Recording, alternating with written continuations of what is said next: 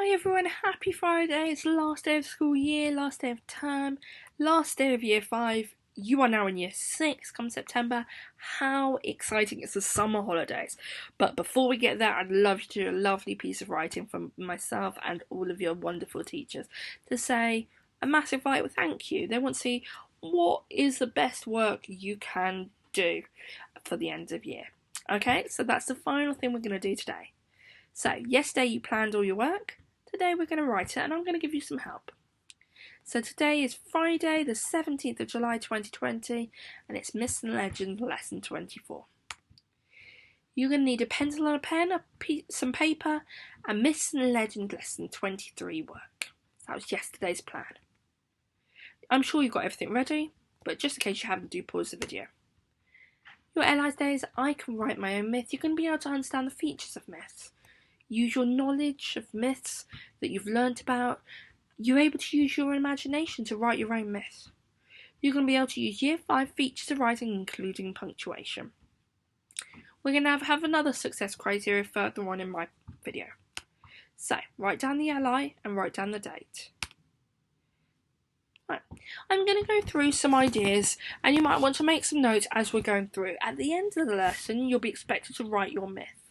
So with the opening, you need to start by your story by explaining how long it happened. It might be, I want you to be creative. I don't go, a long time ago, once upon a time. No, it's not a fairy tale. Think about how you can write it. Myths happened 3,000 years ago. So tell me about that in one sentence. Introduce your hero. Tell us the name. Who are they? Are they male? Are they female? What do they look like? What do they dress like? How do they behave? What happened in their life? Tell me that in 2 sentences. Describe their heroic looks, and that's another sentence. And then explain why the hero is going on this adventure. Why do they need to go on this adventure? Why can't they just stay home and play video games? And that's another 2 to 3 sentences. We're going to introduce the villain. So this is where the build-up happens. So villains are usually royal, they're powerful, and they're jealous. But what is your villain jealous of? What do they want that they haven't got? Where are they going to send your hero? And why does he want to get rid of the hero? Why can't he just go himself? What has the villain told the hero to do? You have to make it really, really hard. Like, impossibly hard for them to be able to do. But how does the villain behave after the hero leaves? Does he say something nasty? There's some really great ideas. Maybe you should use them as you're going through your writing. Maybe pause the video as you're writing. We're going to then think about help arriving. So a god or goddess was going to help our hero, but which one? Choose one of the gods or goddesses. How and where do they tell the hero that they will help? What do they give the hero? How does it work? How much can the hero use it? And any other helpful advice for the hero. So, the first brave action is like the main part. So, on the journey, the hero has to find something to help him on his way. What is it? Who has it? How do they get it? Does the person want to give it to the hero, or do they have problems getting it? Think about it really carefully. So, when the hero arrives at the destination, what can he see? Is it scary? Is it exciting? Is it dark? Is it dingy? What can he hear? Can he see anything? Can he smell? Can he feel? Does he come face to face with the monster? How does that happen? But make sure you describe the monster in all his foulness, using loads and loads of adjectives. And the monster's going to attack first. What does he do? The hero falls, but he's going to get back, isn't he? The hero's going to fight back. How does his special gifts from the gods help? The monster attacks for a final time, but how does the hero defeat it? What amazing thing happens as the monster dies? How does the hero overcome that monster?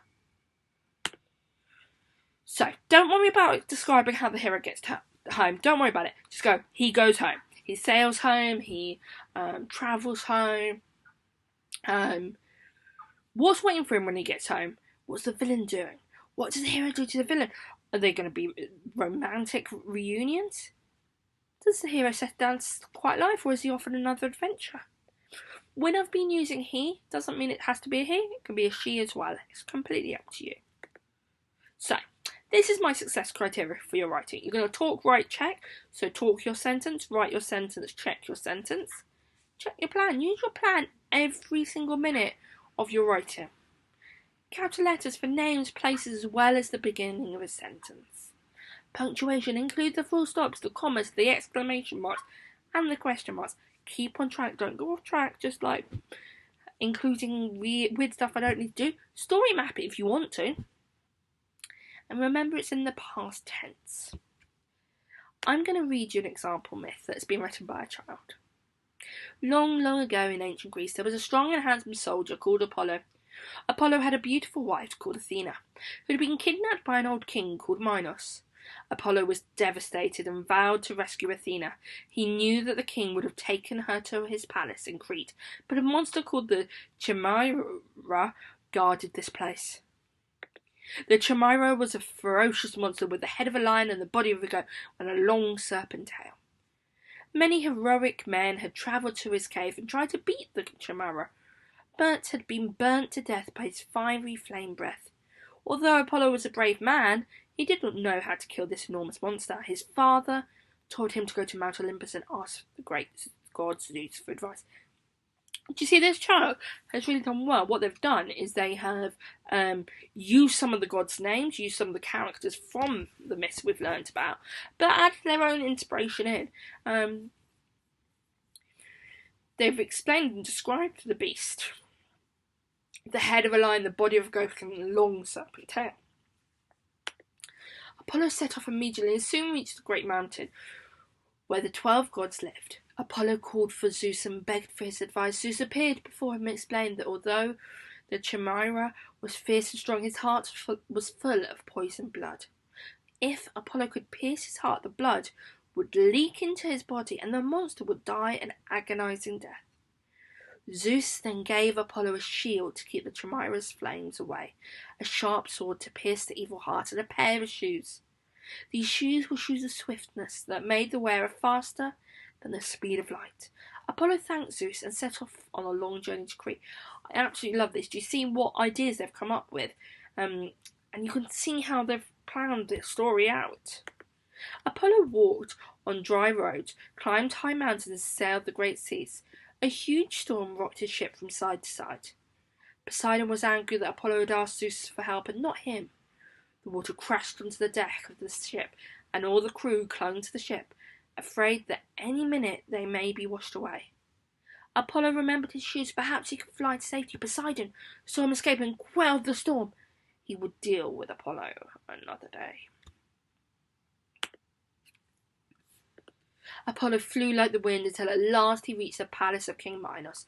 He entered the dark cave that was home to the terrifying monster, and could hear his blood-chilling roar. Apollo crept through the slimy tunnels and edged closer to the evil monster's lair. When he was close enough to hear the serpent's nasty hissing, he put on the shoes of swiftness and got his sword and shield ready. With a deep breath, he ran towards the Chimera with his sword in the air. That's where we're going to leave it. Now it's time for you to write your own myth. I cannot wait to read them, guys. I think they'll be awesome. Don't forget to send them to yr5@grange.harrow.sch.uk. They're going to be amazing. But I want to wish you guys a really happy summer holidays. Have a great time. Don't forget to send me your work. I can't wait to see it. I will see you in September. It's been a pleasure teaching you English for the last couple of weeks. And keep in touch. Have a lovely summer holidays. And I'll see you all soon. Bye.